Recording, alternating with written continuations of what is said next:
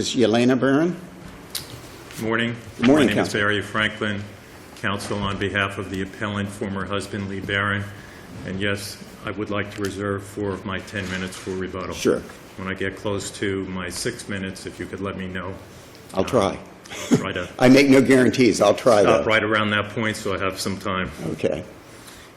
This is a case that is a post-judgment dissolution of marriage proceeding. There were really 2 issues, and it's some critical language that appears in the report of the general magistrate as a result of a fee hearing that took place. The fee hearing, as you know from the record, was bifurcated. Entitlement was determined first at a prior hearing. There were no exceptions that were taken. We had the fee hearing on March 25th, 2011 in front of a general magistrate pursuant to a duly entered order of referral. The former wife was represented by counsel, not the same lawyer as is here in court today, the first lawyer that represented her. And what's really critical, at the end of the fee hearing, because in the answer brief, they don't make any mention of it whatsoever, not only was there no objection, and by the way, the magic language was in the nature of support. We weren't arguing at the underlying fee hearing that is at issue in this case, the actual contempt or enforcement. We first needed to establish an amount of money.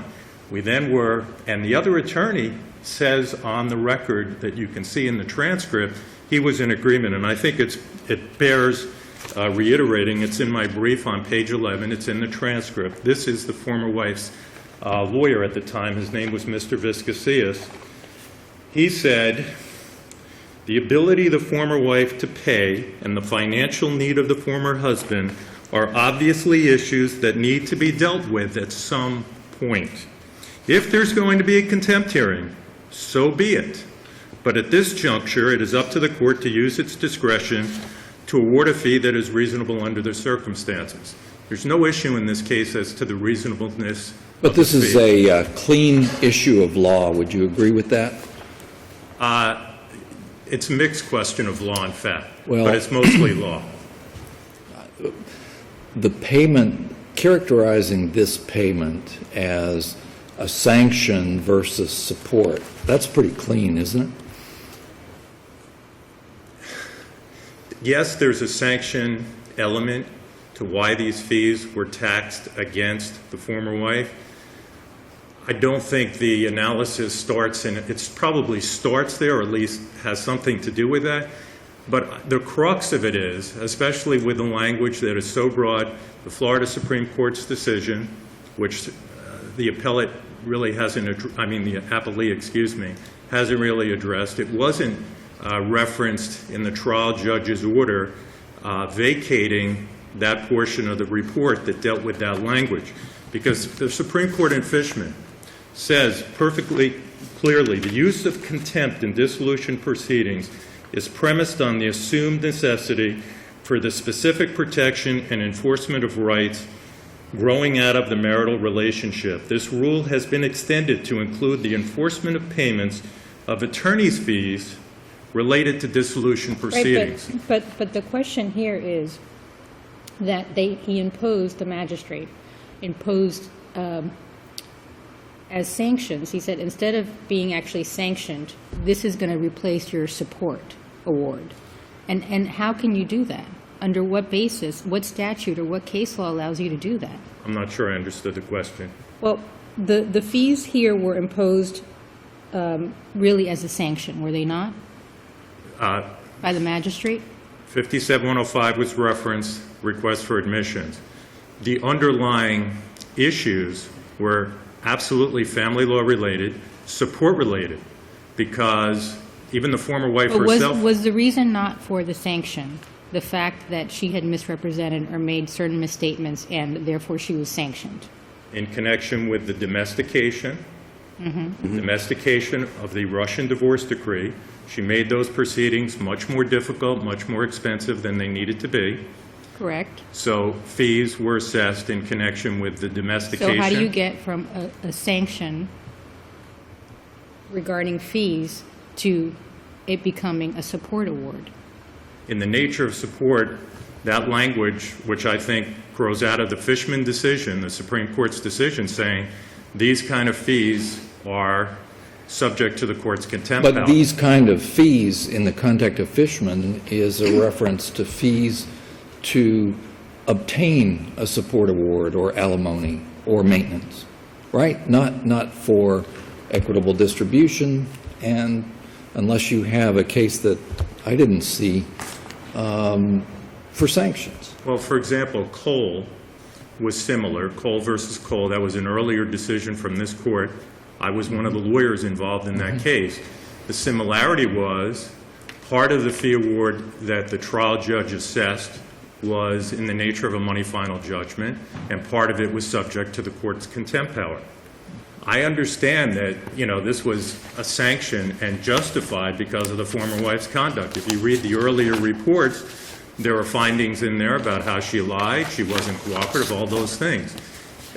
To say that just because the general magistrate referenced 57105 or the court's inherent power to assess fees, when those fees grow out of the kind of cases that the Supreme Court says contempt ought to be available for, is to reward the former wife or any litigant for being recalcitrant or engaging in reprehensible conduct.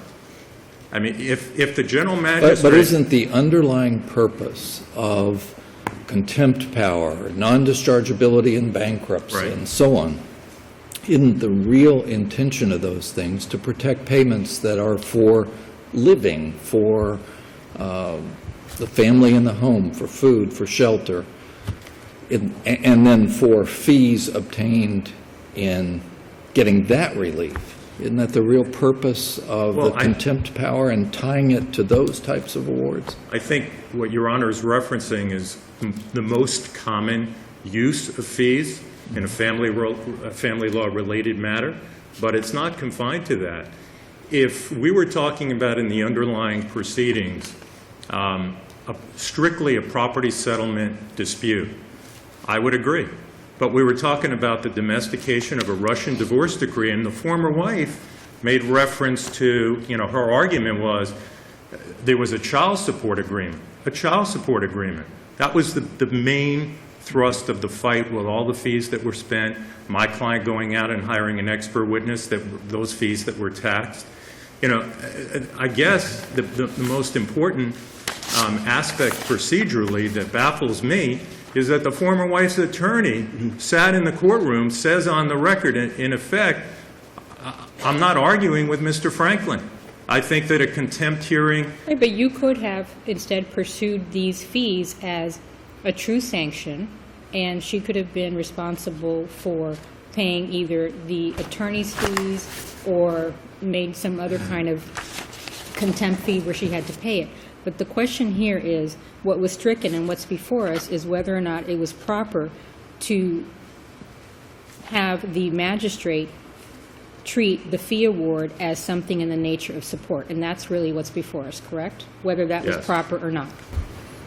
And the conclusion that the general magistrate reached, based upon the evidence, based upon the underlying claims, based upon what was in dispute, the use of a car, the former wife's obligation to pay the car insurance when she was asking for support, all of that grows out of it's the classic kind of activity that Fishman talks to. Let me ask you a question. We're taking it a little over, but we'll let you reserve the time. Thank you. In paragraph 8, the trial judge says the court finds that there was no competent substantial evidence that support a finding of the general magistrate that the fee was in the nature of a support, which I think is the whole issue here that we're trying to get to. What evidence are you contending was there during this procedure to show that this was supposed to be part of a support or a nature of a support? Clearly, and I think we all agree, that's a legal conclusion that derives from the type of litigation that the judge... That's not my question. I'm sorry. The judge says there's no competent substantial evidence to support the magistrate's finding that the fee award was in the nature of a support.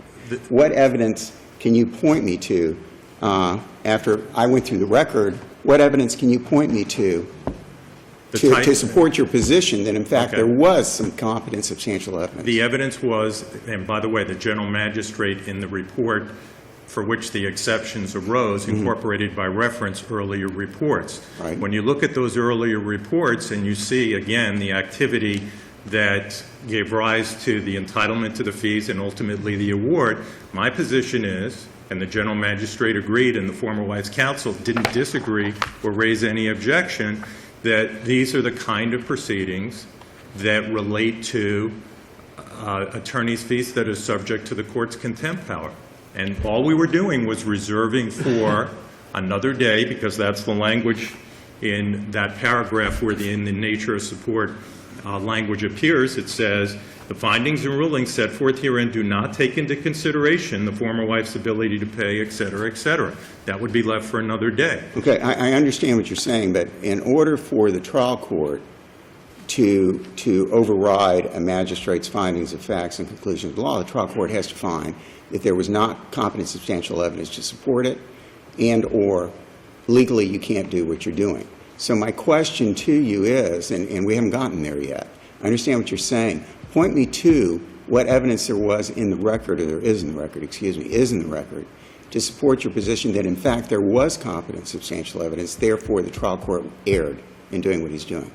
My position is that the findings that the general magistrate made from the earlier two reports that were incorporated by reference into the report at issue, referencing that the fees the fees originated from the former wife's failure to pay the car insurance, failure to surrender the car, the domestication, the former wife raising the issue. I understand what you're saying, so that was all part and parcel of the entire process. And it, part of the problem in this case was in that division, the court may be aware of the fact that Judge Jimenez passed away. We were shuffling judges in and out. Judge Scola was there that day for only that one visit. Now, he does say in the order that he did read the transcript.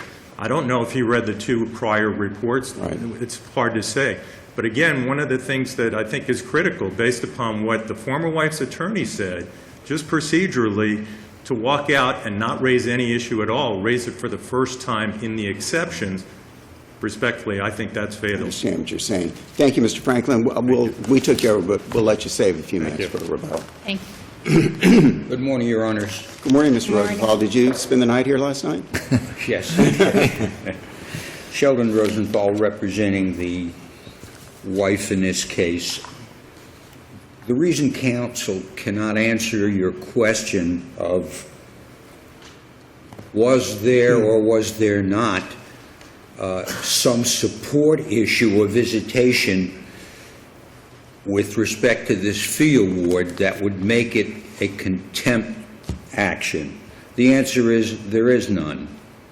It had nothing whatsoever to do with support. It had nothing whatsoever to do with visitation. What do you say to the waiver point that this was raised for the first time in the exception? Nothing was said about it during the hearing. I don't think that's a waiver.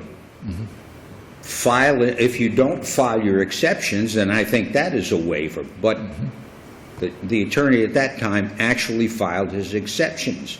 And I think you have the right to file exceptions whether you object to the magistrate's report or not.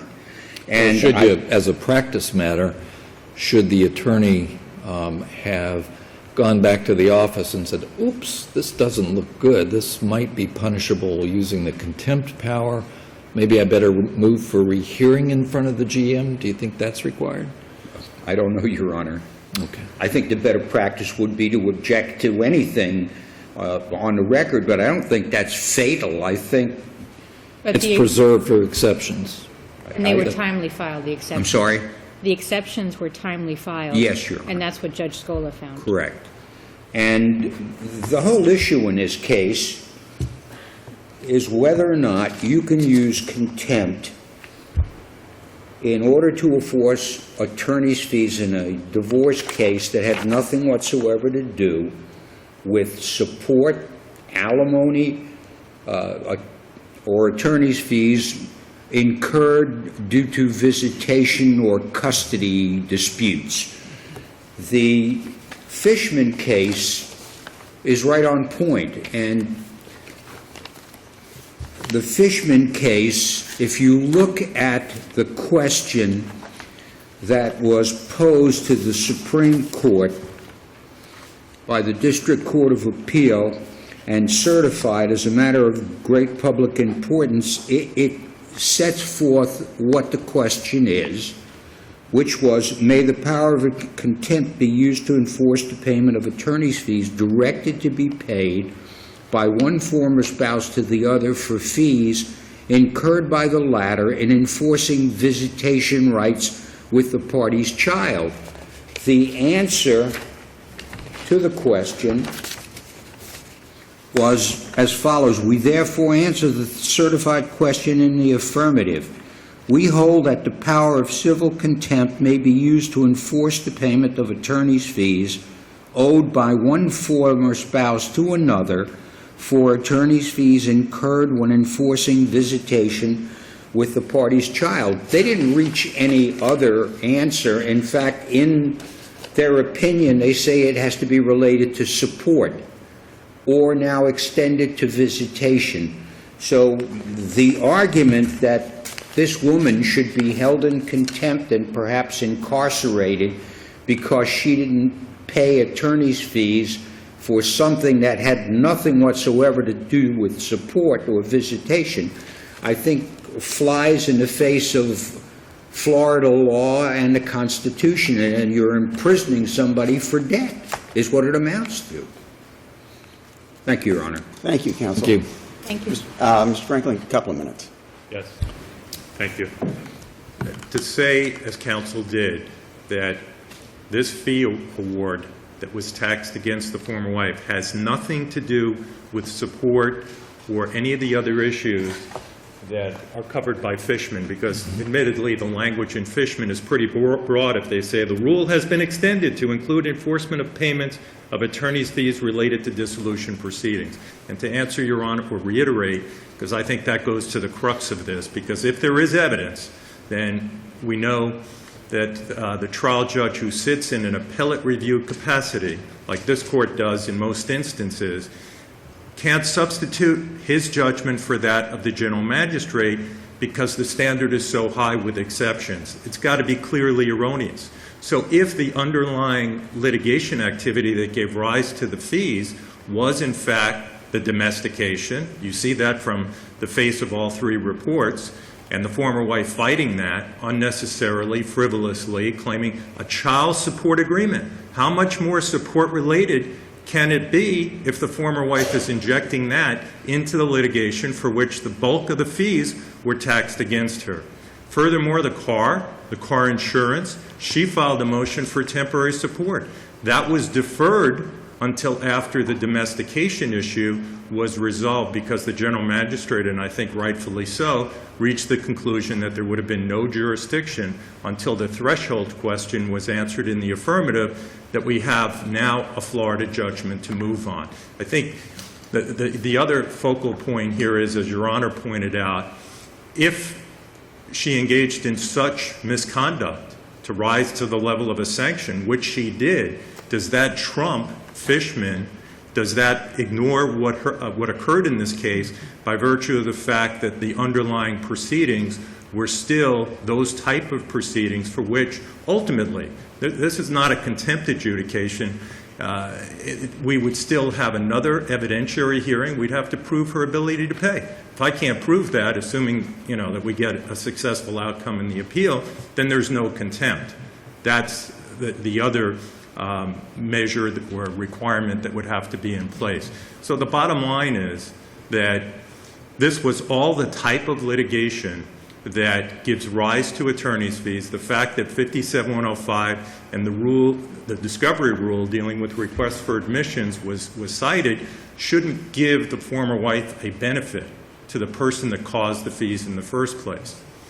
That's our position. I think we're supported by the Florida Supreme Court. And last but not least, if there's no objection, and in fact there's an agreement on what was discussed on the record, the question was asked, well, a motion for rehearing, there are cases that say from this court and the other districts that the proper, or the recommended at least procedure is bring it to the trial judge, or in this case, the general magistrate's Let the attention GM first. correct it. Yeah, and if you don't do that, you're barred from taking the appeal. I provided a number of cases on the waiver issue in the reply brief because it was silent in the answer brief. They just missed that completely.